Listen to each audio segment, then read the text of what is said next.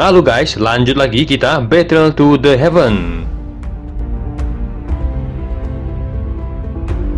Selain itu, ada juga orang misterius berjubah abu yang tidak diketahui asalnya. Kamu juga pasti telah merasakannya. Orang itu pasti seorang dojong. Wajah Xiaoyan nampak kusam ketika dia mendengar kata Suqian menyebutkan sosok misterius berjubah abu itu. Orang yang paling dia khawatirkan adalah sosok misterius berjubah abu itu. Apakah orang jubah abu itu adalah ketua lembah api iblis? Kata Xiaoyan mengerutkan keningnya dan bertanya. Bukan, ketua lembah api iblis saat ini sedang retreat. Selain itu, aura orang tua itu benar-benar berbeda dari orang berjubah abu itu. Orang berjubah abu itu tidak pernah mengungkapkan dirinya saat kita bertarung dengan lembah api iblis waktu itu. Sepertinya mereka baru mulai bekerja sama baru-baru ini, kata Suqian. Xiaoyan mengangguk samar, dia mengepalkan tinjunya dan dengan lembut berkata, tidak peduli dari mana orang tua itu berasal, kita harus mendapatkan harta itu. Kalau tidak, begitu Ying Sang Tuah membawa benda itu ke pegunungan dalam, kita akan kehilangan jejaknya. Jika kamu benar-benar ingin mendapatkan harta itu, saya menyarankan agar kamu tidak menjadi yang pertama bertindak. Saat ini harta itu menjadi sorotan, siapapun yang mendapatkannya akan mengundang banyak mata serakah. Orang yang menyerang paling awal akan berada pada posisi yang paling tidak diuntungkan, kata Suqian. Apa Panatua pertama akan menunggu untuk menjadi orang terakhir yang menyerang? Kata Xiaoyan ragu-ragu bertanya. Bahkan jika kita bukan yang terakhir, kita tidak bisa menjadi yang pertama. Amati situasinya dan bertindaklah ketika ada kesempatan, kata Suqian dengan menyipitkan matanya dan tersenyum.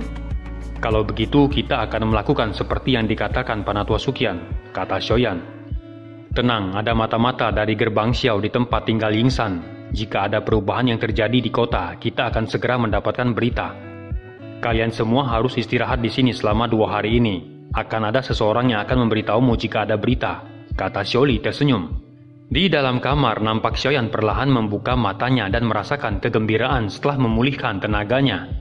Ia melambaikan tangannya, segera mayat binatang magis besar berwarna hitam yang telah kering, segera muncul di ruangan itu.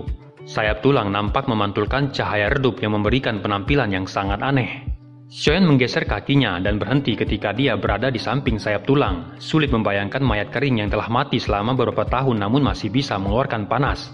Sayap tulang ini agak transparan, karena itu Xiaoyan dapat melihat energi yang tidak biasa yang tampaknya mengalir di dalam sayap tulang. Matanya segera menyusut saat kekuatan spiritualnya mengikuti jarinya dan diam-diam memasuki sayap itu dan melewati tulangnya. Namun sebelum dia bisa melepaskannya, sayap tulang tiba-tiba memancarkan cahaya seperti giok yang cerah. Jiwa Xiaoyan tampak seperti memasuki tornado di mana kekuatan hisap yang liar dan kejam secara brutal merobek kekuatan spiritualnya hingga tersebar. Mata Xiaoyan yang menyusut tiba-tiba terbuka, tangannya ditarik seolah-olah disengat listrik. Matanya menunjukkan keterkejutan yang tersisa saat mengamati sayap tulang. Kejutan melonjak di dalam hatinya. Dia tidak berharap sayap tulang menyembunyikan energi angin yang liar dan keras. Selain itu, hal yang menyebabkan Xiaoyan paling terkejut adalah bahwa energi angin masih memancarkan perasaan panas yang sangat kecil. Kedua hal aneh yang berbeda ini tersimpan dengan sempurna di sayap tulang itu membuatnya benar-benar misterius. Kamu benar-benar melakukan hal yang menjijikan di malam hari?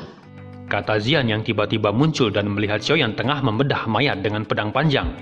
Xiaoyan terkejut saat mendengar suara yang akrab itu. Dia segera mengangkat kepalanya dan melihat Xian sedang mengguncang 2 kakinya di atap tepat di bawah ia membedah mayat.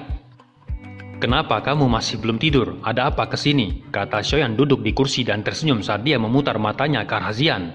Awalnya aku ingin tidur, tapi aku mengendus bau yang membuatku merasa sangat tidak nyaman dan kesini. Jadi itu adalah bau mayat binatang ini, kata Xian seraya menendang mayat binatang magis. Jian tiba-tiba mengambil pedang panjang di tanah sebelum memotong kuku putih dari cakar binatang magis di depan tatapan Xiaoyan yang tertegun dan meletakkannya di atas meja. Apa yang sedang kamu lakukan? Kamu menginginkan benda-benda ini? Tanya Xiaoyan tertegun. Kamu harus membantuku membakar benda-benda ini dengan api surgawi, kata Xian dengan semangat. Xiaoyan terkejut mendengar itu. Dia baru saja akan bertanya ketika dia melihat sikap Xian yang sangat cemas. Dia segera menjentikan jarinya dan gumpalan api hijau muncul di jarinya yang kemudian melilit kuku putih dari cakar itu. Sebuah adegan menyebabkan Xiaoyan terkejut saat melihat kuku putih tidak langsung berubah menjadi abu setelah dibakar api hijau. Sebaliknya kuku itu perlahan menyusut dengan sangat lambat. Setelah ukurannya menyusut, warna putih berangsur-angsur menghilang.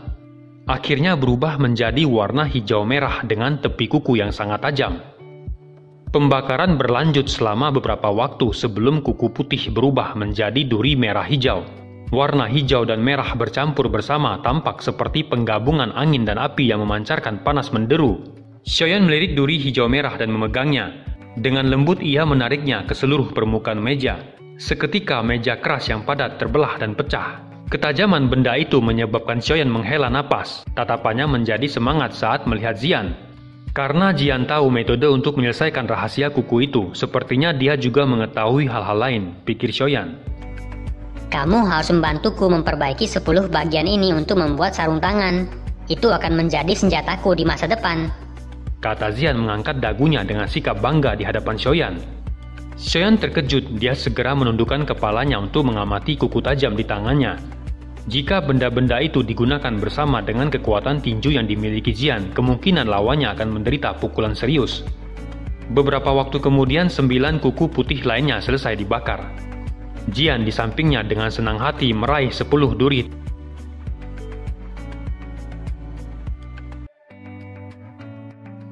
Jian di sampingnya dengan senang hati meraih 10 duri tajam hijau merah itu dan dengan hati-hati memasukkannya ke dalam kantongnya sebelum tersenyum pada Xiaoyan.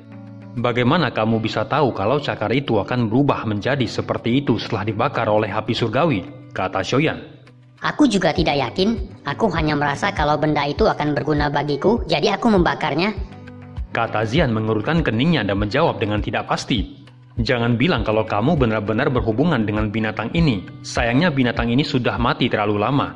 Jika tidak, kita mungkin bisa menebak sesuatu berdasarkan penampilannya, kata Xiaoyan. Bagaimanapun binatang itu bukan spesies yang sama denganku. Selain itu aku merasa sangat tidak nyaman karenanya. Aku bahkan merasa senang saat melihat kamu membedahnya. Kamu merasa senang? Apa wujud asli binatang ini adalah musuh alamimu? Kata Xiaoyan. Aku tidak yakin. Aku bahkan tidak tahu bentuk binatang magisku. Siapa yang peduli? Kata Zian mengerutkan keningnya. Lupakan saja. Sekarang kamu harus memberitahuku bagaimana menangani mayat ini, kata Xiaoyan. Bakar saja. Bakar daging jelek itu. Akan ada sesuatu yang kamu inginkan setelah membakarnya, kata Zian melambaikan tangannya. Xiaoyan terkejut mendengar itu. Kekuatan hisap melonjak keluar dari telapak tangannya dan menarik sepotong besar daging dan mulai membakarnya. Setelah beberapa waktu, daging putih yang dibakar perlahan menyusut. Akhirnya setetes darah hijau merah keluar darinya. Xiaoyan merasakan senang dan segera mengeluarkan botol giok dan menampung tetesan darah hijau merah di dalamnya. Darah ini sebenarnya memiliki efek khusus untuk memperkuat kekuatan fisik seseorang, pikir Xiaoyan seraya mengamati 5 tetes darah hijau merah di dalam botol giok. Darah itu tidak bergabung bersama meskipun disimpan di tempat yang sama. Mungkin karena darah cair itu mengandung energi yang sangat liar dan keras. Selama dia diberi waktu yang cukup, dia pasti bisa menyerap semua tetes darah. Pada saat itu seberapa tinggi kekuatan fisik tubuhnya akan melambung. Jika orang tua Mo Xingtian itu tahu bahwa ia telah memperoleh manfaat yang begitu besar dari mayat kering ini, kemungkinan besar pihak lain akan sangat marah, hingga dia akan muntah darah di tempat. Xiaoyan perlahan pulih dari kegembiraannya, tatapannya sekali lagi menyapu sisa kepala dan kulit yang sangat besar. Sampai saat ini hal yang paling berharga, inti binatang buas, belum juga ditemukan. Dia berpikir bagaimana inti dari binatang buas yang akan menerobos ke peringkat ke-8 ini akan mendarat di tangannya. Xiaoyan kemudian membakar kulit binatang itu hingga kering mengeriting, namun inti monster yang diinginkannya tidak juga muncul. Dia bertanya-tanya apa yang dia lakukan salah. Pada akhirnya dia hanya bisa menoleh untuk menatap Zian yang berdiri dengan sombong di dekatnya. Gadis kecil, jika kamu hanya terus menonton saja, kembalikan 10 duri itu padaku, kata Xiaoyan menggerutu. Dasar bodoh, energi dari inti monster memang tersembunyi di dalam kulit itu. Tapi kamu secara brutal membakarnya, menyebabkan energi di dalamnya perlahan menguap. Pada akhirnya kulit itu benar-benar akan menjadi sesuatu yang tidak berguna. Kenapa kamu tidak bilang dari tadi? Kata Xiaoyan sedikit marah. Kamu hanya bertindak tanpa bertanya padaku, namun kamu berani marah padaku sekarang? Kata Zian merentangkan tangannya saat menjawab dengan kesal. Kakek kecil, tolong berhenti bermain denganku. Cepat dan beritahu aku apa yang harus dilakukan, kata Xiaoyan dengan senyum pahit. Gunakan setetes darah hijau merah pada kulit kering. Setelah itu baru membakarnya dengan api surgawi. Dengan begitu inti monster bisa dipaksa keluar. Apa kamu yakin? Kata Xiaoyan sedikit ragu mengingat dia perlu menggunakan darah hijau merah yang langka itu yang hanya terkumpul 5 tetes itu. Kamu bisa melupakannya jika kamu tidak percaya padaku, kata Zian yang tidak senang dengan keraguan Xiaoyan. Setetes darah hijau merah akhirnya mendarat di kulit kering ketika dengan cepat masuk ke dalamnya. Kulit kering yang putih keabu-abuan perlahan mulai bergoyang ketika darah hijau merah dengan cepat menyebar. Beberapa saat kemudian, kulit kering yang putih keabuan telah diganti dengan warna hijau merah yang tidak biasa dan mengeluarkan riak energi yang mengejutkan sementara warna hijau merah terus menyebar. Mengapa kamu tidak menggunakan api surgawi untuk memperbaikinya? Apa kamu ingin menunggu energinya menyebar? Kata Xian mendengus dingin. Xiaoyan terkejut saat mendengar itu. Api hijau melonjak dan segera melilit kulit kering yang telah berubah warna. Setelah pembakaran kali ini, kulit binatang magis yang telah berubah hijau merah mulai perlahan memancarkan kabut hijau merah saat meleleh di bawah suhu yang tinggi. Sukacita melintas di mata Xiaoyan saat merasakan riak energi yang menakutkan melalui kabut itu. Dia dengan cepat meningkatkan suhu api surgawinya. Kabut hijau merah yang merembes keluar dari kulit binatang magis mulai menjadi lebih padat setelah pembakaran api hijau yang intens yang hampir meresap ke udara di dalam ruangan. Riak energi yang kuat mulai tumbuh lebih kuat mengikuti peningkatan kepadatan kabut hijau merah. Pada akhirnya kabut hijau merah bertahan di dalam ruangan seperti awan yang memancarkan tekanan energi yang menakutkan, menyebabkan ekspresi Xiaoyan dan Xian nampak berubah. Tekanan energi yang menakutkan. Pikir Xiaoyan serius saat dia melihat awan hijau merah di udara. Dia menarik Xian ke belakangnya saat api hijau yang melilit kulit binatang magis menjadi semakin panas dan liar. Gerakan energi tiba-tiba mengalir dari belakang Xiaoyan setelah dia baru saja menekan kegelisahan dalam hatinya. Dia tiba-tiba berbalik hanya untuk melihat bahwa tubuh Xian nampak diselubungi lapisan cahaya ungu. Di bawah lapisan cahaya ungu yang aneh itu, bahkan Xiaoyan bisa merasakan sedikit aura berbahaya. Selain itu, mata Xian nampak menyembunyikan kilatan ungu. Tatapan itu membawa sifat liarnya saat dia menatap dengan tajam pada gugusan awan hijau merah di udara. Seolah dia menghadapi musuh besar di awan. "Jian," kata Xiaoyan buru-buru berteriak saat melihat situasi yang tidak biasa itu. Teriakan yang berisi doci memekakan telinga Xian yang mengguncangnya sampai dia bangun. Dengan pulihnya kesadaran Xian, cahaya ungu yang bertahan di sekitar tubuhnya perlahan menghilang. Dia melirik Xiaoyan dengan mata bingung sebelum bergumam. "Ada apa?" Ekspresi Xiaoyan perlahan berubah serius saat melihat sikap Xian yang tersesat. Dia jelas tahu bahwa mayat binatang magis yang misterius itu bukan hal yang biasa. Selain itu mungkin ada hubungannya dengan bentuk sebenarnya dari Xian. Binatang ajaib macam apa ini meskipun telah mati selama beberapa tahun? Energi dan tekanan menakutkan seperti itu masih ada. Pikir Xiaoyan mengerutkan keningnya saat pikiran itu melintas di benaknya. Suara jernih tiba-tiba terdengar di ruangan saat pikiran itu melintas di benak Xiaoyan. Matanya beralih ke suara itu hanya untuk melihat bahwa kulit kering binatang magis yang dibakar oleh api surgawi telah benar-benar berubah menjadi abu dan tersebar di udara, membentuk lapisan tipis abu yang menutupi tanah. Kabut hijau merah baru saja memasuki awan hijau merah ketika awan hijau merah mulai bergelombang dan pusaran kecil muncul di tengah awan, membuat awan itu juga mengikuti rotasinya saat perlahan mulai berputar. Kabut energi yang kuat, liar, dan keras mulai memasuki pusaran di tengah saat awan berputar. Setelah energi masuk, ukuran awan hijau merah mulai perlahan menyusut dengan cepat. Xiaoyan tidak merasakan terlalu banyak kegembiraan saat mengamati perubahan itu. Sebaliknya, ekspresinya serius saat dia menarik Xian mundur 2 langkah. Douqi di dalam tubuhnya mulai melonjak dengan cepat, siap untuk menghadapi perubahan mendadak. Kecepatan rotasi pusaran mulai bertambah cepat hingga kabut terakhir dari awan hijau merah terserap ke dalam pusaran itu. Pusaran akhirnya tiba-tiba berhenti setelah lapisan terakhir dari awan hijau merah menghilang. Segera cahaya hijau merah yang menyilaukan muncul dari dalamnya. Xiaoyan melambaikan tangannya saat melihat perubahan mendadak itu. Dia menyipitkan matanya dan memperhatikan tempat di mana cahaya yang menyilaukan dipancarkan. Letusan cahaya yang berulang kali hanya berlangsung sesaat sebelum perlahan menghilang dan menyebar hanya untuk membuat tatapan Xiaoyan tiba-tiba menegang. Benda kristal berwarna hijau merah digantung di udara di depan mata Xiaoyan. Cahaya hijau merah secara perlahan dipancarkan saat benda kristal itu berputar perlahan. Hanya energi cahaya yang meluap darinya menyebabkan ruang di sekitarnya menunjukkan beberapa tanda terdistorsi. Apakah itu adalah inti tubuh binatang itu? Pikir Xiaoyan menatap benda kristal itu yang jelas mengandung energi yang sangat menakutkan. Xiaoyan melambaikan tangannya dan kekuatan hisap segera muncul darinya. Kristal hijau merah dengan lancar bergegas turun dari atas sebelum menggantung dan melayang di tangan Xiaoyan. Cahaya hijau merah yang sedikit berkedip menerangi wajah Xiaoyan dan Xian tampaknya memantulkan kilau cahaya yang jahat. Xian tiba-tiba menarik lengan baju Xiaoyan tepat saat dia menjadi linglung sesaat karena cahaya kristal itu. Xiaoyan yang juga linglung dan telah pulih, segera mengalihkan pandangannya dari kristal itu. Benda sialan itu dipenuhi dengan semacam keajaiban baik di dalam maupun di luar. Dia tidak tahu jenis binatang unik apakah yang menakutkan itu sebelum dia mati.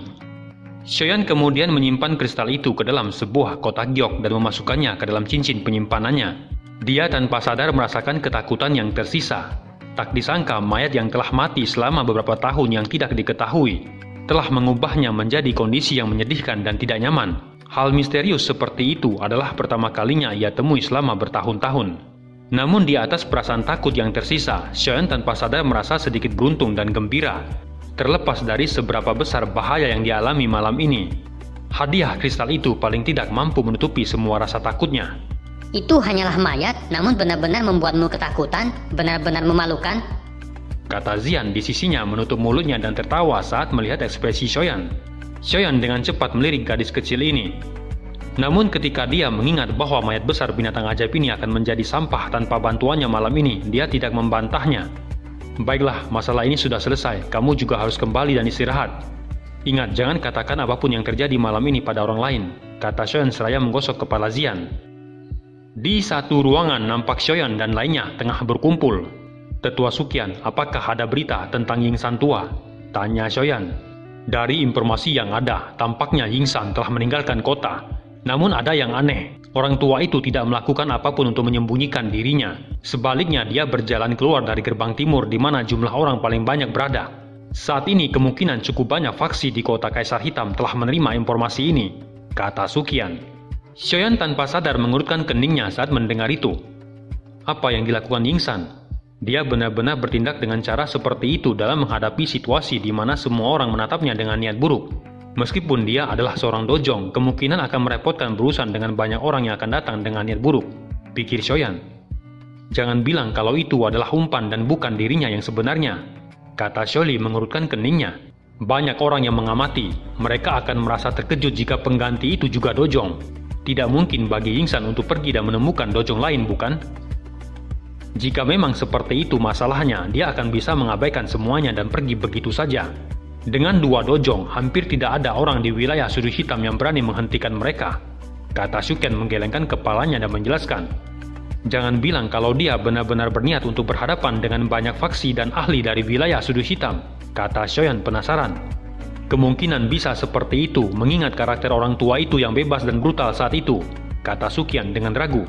Apakah ada berita dari Lembah Api Iblis? Mereka juga mengetahui berita tentang Yingsan dan mengikuti dari jarak dekat di belakangnya. Mereka tampaknya tidak merencanakan serangan langsung, kata Suqian. Kalau begitu, kita juga akan mengikuti di belakang Yingsan dan melihat apa yang dia rencanakan. Sepertinya dia tidak akan menyerahkan harta itu. Dia cukup percaya diri dengan kekuatannya, kata Xiaoyan. Tidak lama setelah kelompok Xiaoyan meninggalkan kota Kaisar Hitam, berita kepergian mereka dengan cepat dikirim ke sekte Kaisar Hitam. Ekspresi Mo Xingtian acuh tak acuh saat dia mendengarkan laporan mata-matanya. Tidak disangka orang ini benar-benar berkumpul dengan kelompok Gerbang Xiao. Ini agak merepotkan dengan dua dojong di sisi mereka, kata Mo Xingtian. Apa yang harus kita lakukan sekarang? Kita tidak bisa melupakan pil dojong itu begitu saja, bukan? Kata Moya berbicara dengan cemas. Pil dojong adalah sesuatu yang bahkan Qisan tidak bisa memperbaiki jika dia tidak bisa mendapatkannya dari tangan Xiaoyan. Dia tidak akan tahu kapan mendapatkan kesempatan untuk mendapatkan yang lain. Jangan bilang padaku bahwa kamu bisa pergi dan menghancurkannya. Dua dojong, bahkan aku tidak akan berani bertindak. Kita hanya bisa menunggu di sini dengan tenang. Mereka jelas mengincar Yingsan tua itu, namun orang tua itu juga bukan orang biasa. Tidaklah mudah mendapatkan harta itu darinya, kata Mo Xingtian yang ekspresinya nampak tenggelam saat dia menegur. Pemimpin sekte, sepertinya ada yang salah dengan Yingsan tua itu. Mengingat karakternya yang berhati-hati, tidak mungkin dia meninggalkan kota dengan cara yang mencolok seperti itu. Dia juga harus tahu bahwa ada banyak ahli yang menunggunya di luar kota, kata Qisan mengerutkan keningnya saat dia berbicara dengan ragu-ragu. Orang tua itu memang berhati-hati dan licik. Tidak mungkin baginya untuk melakukan hal seperti itu, kata Mo Xingtian yang wajahnya menunjukkan senyum aneh saat dia menjawab dengan lembut. Qisan dan Moya di sampingnya tanpa sadar bertukar pandang ketika mereka melihat senyum aneh di wajah Mo Xingtian. Apakah pemimpin sekte tahu apa yang orang tua itu rencanakan? Kata Qisan dengan hati-hati bertanya. Kamu secara alami akan tahu ketika waktunya tiba. Harta itu bukanlah sesuatu yang sekte kita inginkan.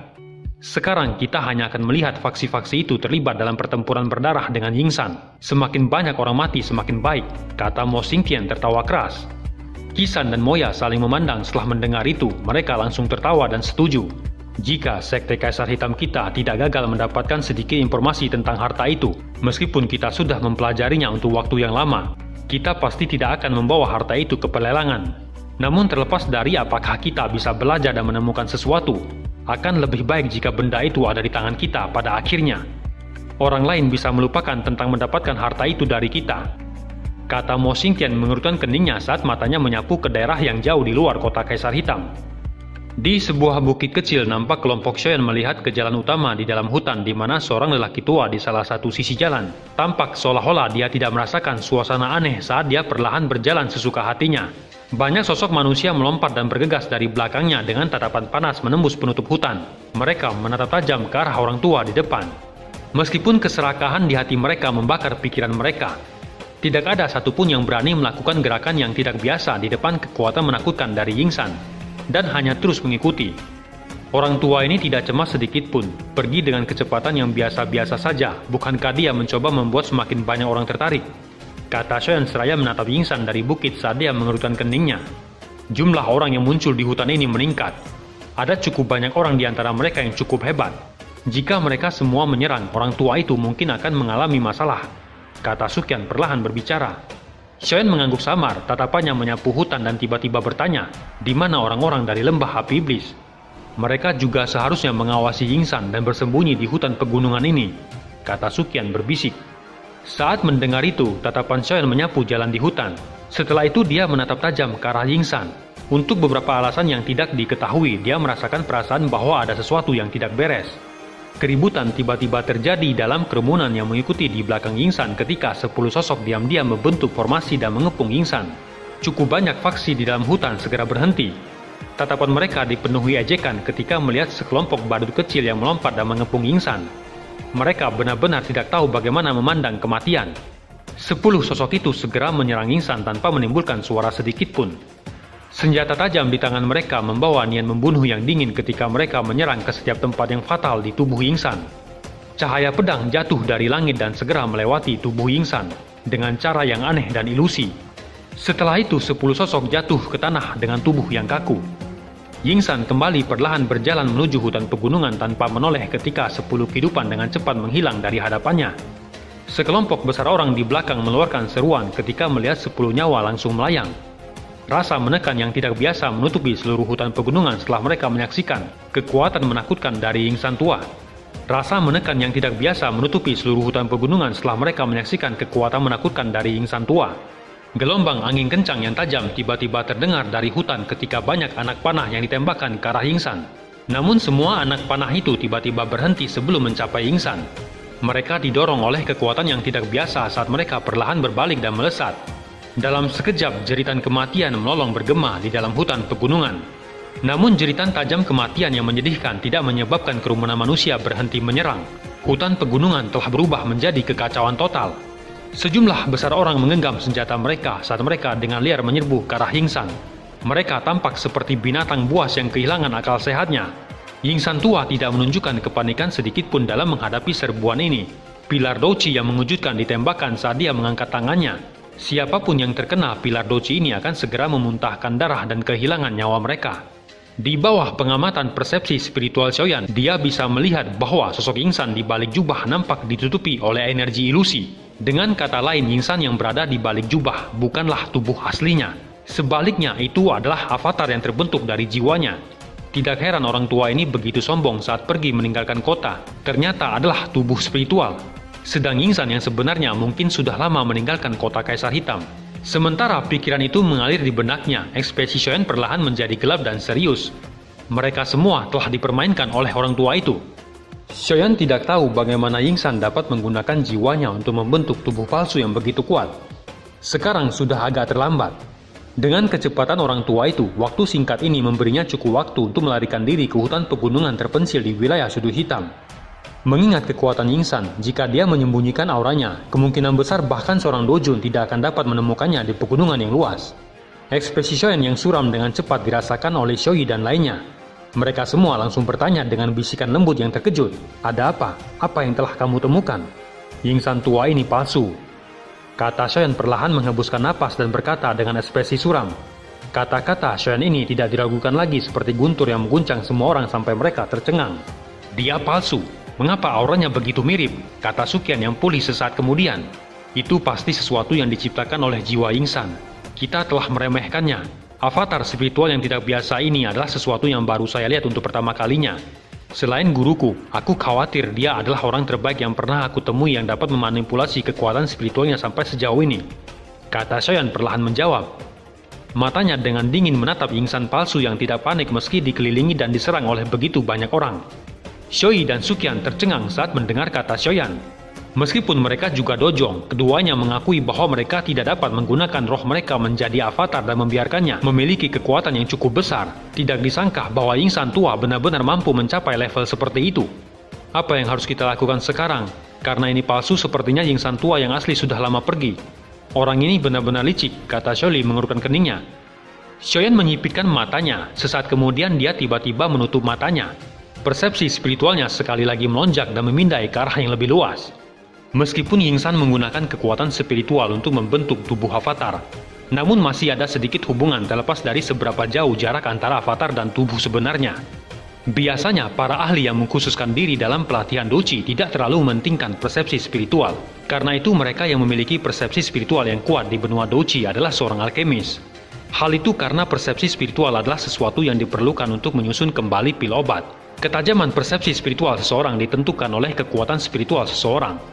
Kekuatan spiritual Xiaoyan adalah sesuatu yang bahkan Yolao tidak bisa berhenti memuji. Karena itu bukan tidak mungkin untuk mengandalkan kekuatan spiritualnya untuk mencari jejak spiritual Yingsan. Xioi dan lainnya menghentikan percakapan mereka saat melihat Xiaoyan menutup matanya.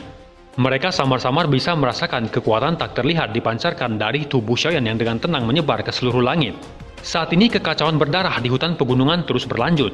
Beberapa faksi yang awalnya tetap diam tidak dapat menahan keinginan mereka lagi. Selama waktu ini ada cukup banyak ahli yang menyerbu bersama mendekati Yingsan. Namun mereka semua masih terluka parah dan terpaksa mundur setelah memuntahkan darah. Xiaoyan tiba-tiba membuka matanya, tatapannya segera beralih ke arah timur. Ia merasakan fluktuasi spiritual samar-samar mengalir dari area itu sebelumnya. Sudahkah kamu menemukannya? Kata Suqian yang wajahnya menegang setelah melihat ke arah di mana Xiaoyan menatap. Aku merasakan sesuatu, orang itu sebenarnya masih di dekat sini. Xioi dan Zian, ikuti aku. Tetua Suqian, kalian semua harus menjaga tempat ini. Aku akan meninggalkan beberapa tanda di sepanjang jalan. Jika avatar Yingsan menghilang, kalian semua harus segera bergegas, kata Xiaoyan.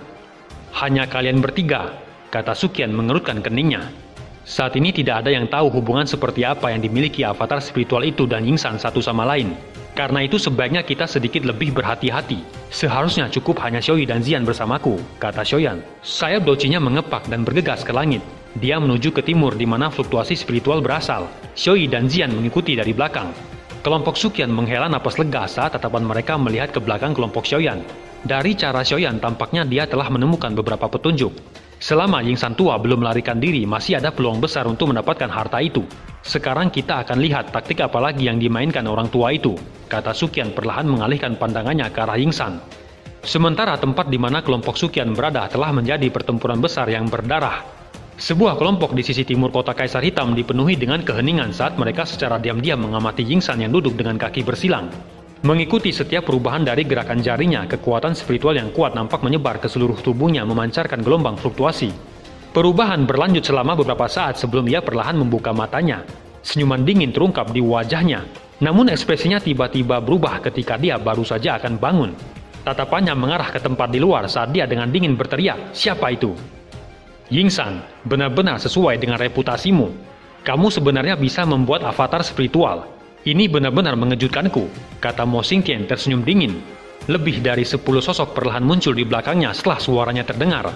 Mo Xingtian, gumam Yingsan yang matanya sedikit menyusut saat dia melihat sosok manusia yang muncul. Apa yang dilakukan pemimpin sekte Mo? Jangan bilang kalau kamu ingin menghancurkan reputasi sekte Kasar Hitam, kata Yingsan dengan suaranya gelap dan dingin saat dia bertanya. Ying tua, kamu bisa melupakan tentang menakutiku. Reputasi seseorang di wilayah sudut hitam tidak bisa dibeli, kata Mo Xingtian tersenyum dan tertawa. Bagaimana kamu bisa menemukanku? Kamu telah melakukan sesuatu pada harta ini, kata Yingsan dengan dingin. Itu hanyalah jejak doci yang kecil, kata Mo Xingtian sedikit tertawa. Ying tua, menyerahlah. Setelah menggunakan avatar spiritual itu, kekuatanmu yang sebenarnya akan sangat berkurang. Kamu bukan tandingan dojong, karena itu serahkan harta itu padaku. Kau akan membiarkanku pergi jika aku menyerahkannya padamu, kata Ying San tua menjawab dengan senyum dingin. Mo Xingtian tersenyum dan menggelengkan kepalanya. Tidak mungkin, namun aku dapat mengundangmu untuk menjadi tamu selamanya di tempatku. Sudut mulut Ying San sedikit bergerak saat mendengar itu. Sebuah kebiadaban segera muncul di matanya saat dia dengan ganas berbicara. Mo Xingtian, meski aku belum mencapai puncakku, kamu benar-benar berpikir ingin merebut harta itu dariku. Douqi yang kuat tiba-tiba melonjak keluar dari tubuh Ying San setelah kata-katanya terdengar. Di bawah tekanan Douqi yang kuat itu, anggota Sekte Kaisar Hitam yang hadir kecuali Mo Xingtian mundur beberapa langkah tergesa-gesa. Baru setelah itu mereka menstabilkan tubuh mereka. Kalau begitu, aku akan mencobanya, kata Mo Xingtian dengan dingin. Dia melambaikan tangannya dan Douqi yang tidak kalah kuat dari Ying San segera melonjak keluar dari tubuhnya.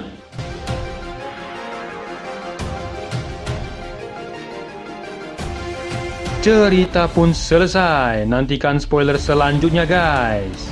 Buat yang belum subrek, dibantu subrek yo guys, biar jalan terus spoilernya. Buat yang udah subrek, mudahan dilancarkan rezekinya. See you and ciao.